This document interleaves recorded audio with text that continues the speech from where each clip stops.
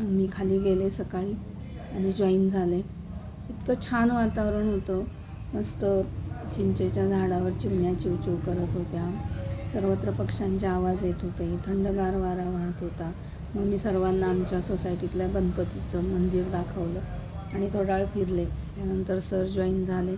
Sir join झाल्यानंतर जे त्यांनी गायडेड मेडिटेशन घेतलं, त्या मेडिटेशनमुळं एनर्जी लेवल खूप वाढली. मन आतून शांत झालं. प्रत्येक श्वासावर लक्ष केंद्रित केलं आणि मस्त अनुभव घेतला मेडिटेशनचा.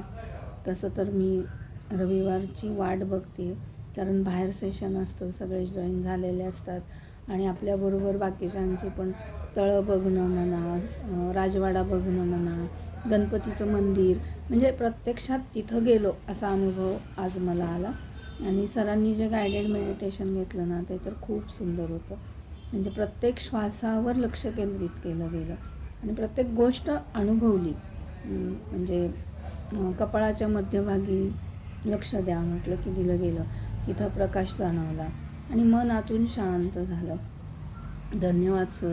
म्हणजे मला एरवी घरातल्या जबाबदाऱ्यांच्यामुळं खाली जाऊन मेडिटेशन करणं वगैरे होत नाही, पण रविवारची सुट्टी असते आणि मग मी रविवारची खूप आतुरतेने वाट बघते. खूप छान झालं मेडिटेशन. धन्यवाद.